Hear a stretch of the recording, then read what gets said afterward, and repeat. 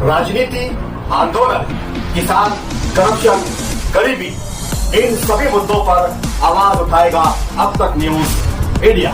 सत्ता के आगे जब भी सवाल कमजोर पड़ने लग जाए तो सवाल उठाने पड़ते हैं। बोल के लफ्ज आजाद है तेरे, बोल के सच जिंदा है अब तक।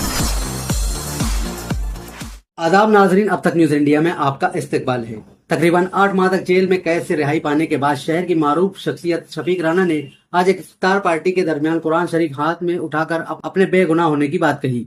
महाराष्ट्र के मुख्तलिफ इलाकों में दर्जा हरारत 40 डिग्री सेल्सियस से ऊपर रिकॉर्ड किया गया है। साथ ही शहर मालेगांव में भी 40 डिग्री सेल्सियस दर्जा हरारत आज रिकॉर्ड किया गया है। माह रमजान के दौरान मालेगांव शहर में खरीदारों के रश और सड़कों पर आरजी दुकानों की वजह से ट्रैफिक का निजाम दरहम बरहम हो गया है।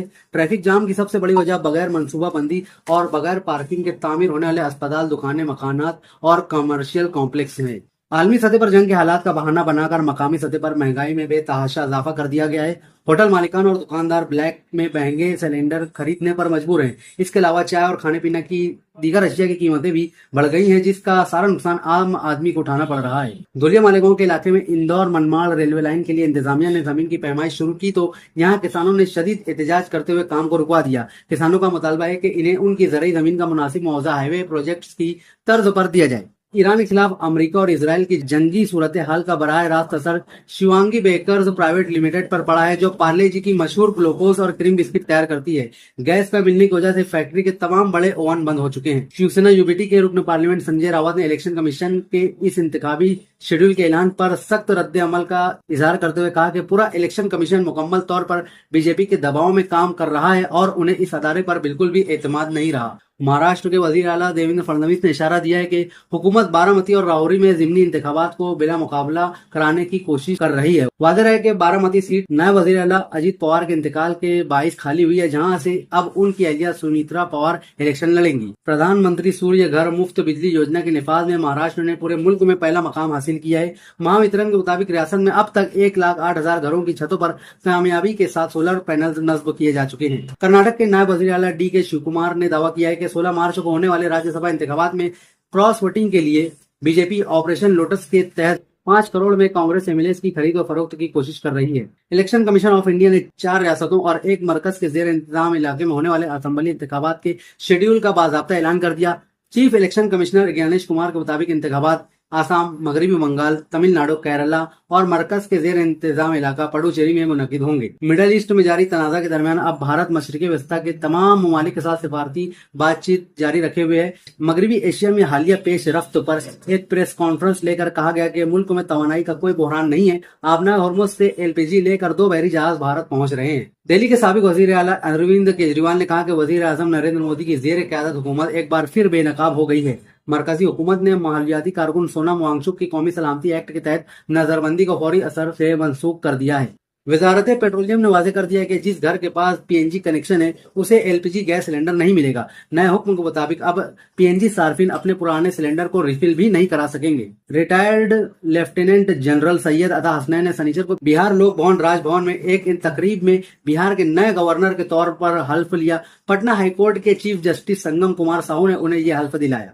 लिबनान इसराइल के साथ बराह रास्त अमन मुज़ाकरात शुरू करने के लिए तैयार है, लेकिन उसने शर्त रखी है कि मुज़ाकरात शुरू होने से पहले जंग बंदी होनी चाहिए। ये पेशरफ्त तो एक ऐसे वक्त में हुई है जब इसराइल लिबनान पर जमीनी हमले की धमकी दे रहा है। अल जजीरा न्यूज नेटवर्क की सबसे पहली नशरियात का आगाज करने वाले मारूफ फलस्तीनी साफी और न्यूज एंकर जमाल रैयान 73 वर्ष की उम्र में इंतकाल कर गए। वाज़ेह है कि जमाल रैयान वो पहली शख्सियत थे जिन्होंने 1996 में अल जजीरा टीवी की स्क्रीन पर पहली बार खबर पढ़ी थी। सोशल मीडिया पर दावा किया जा रहा है कि इजरायली वजीर आजम बेंजामिन नेतन्याहू मुमकिन तौर पर ईरानी मिसाइल हमले में मारे गए हैं या शदीद जख्मी हुए हैं। इन तमाम कयास आराइयों और मौत की अफवाहों को मुस्तरद करते हुए नेतन्याहू ने अपने ट्विटर हैंडल पर एक वीडियो शेयर की है, जिसमें वो कॉफी पीते हुए बिल्कुल सेहतमंद नजर आ रहे हैं।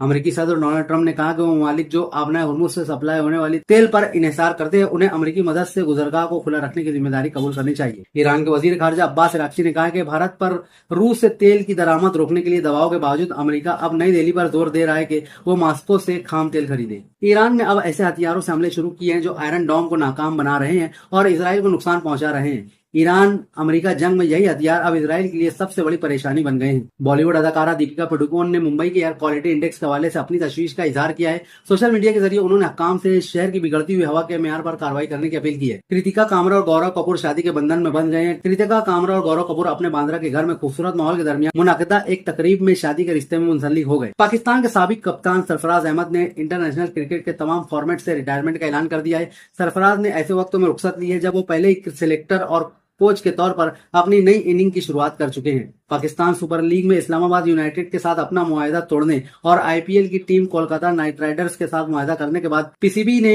जिम्बाब्वे के फास्ट ऑफ बॉलर ब्लेसिंग मजारानी के खिलाफ कानूनी कार्रवाई करने की तैयारी कर ली है। आप हमारे अब तक न्यूज चैनल को सब्सक्राइब कर बेल आइकन को प्रेस कर दें और अगर आप हमारी मदद करना चाहते हैं तो आप हमारे ज्वाइन का बटन दबाकर हमारी मेंबर्स आईडी भी आप ले सकते हैं। इससे आप हमारी मदद भी कर देंगे और हमारी बेबाकी को चार चांद लगाने का काम भी करेंगे। सुबह कॉस्मेटिक कंप्लीट स्किन सॉल्यूशन आपके लिए लाया है। धूप से बचाने वाली डे क्रीम, सौले चेहरे को गोरा करने वाली नाइट क्रीम, फुंसियों के लिए TC skin cleaner and serum, सर्दी में जिल्दों को ताजा रखने वाला मॉइस्चराइजर, 7 दिनों में गोरा करने वाली क्रीम, आंखों के नीचे कालापन को दूर करने वाला टीसी डार्क वे सीरम, हाथ और गर्दन का कालापन दूर करने वाला साबुन। हमारा पता याद रखें, कुसुम्बा रोड, औलिया मस्जिद के सामने, सुबह कॉस्मेटिक कंप्लीट स्किन सॉल्यूशन।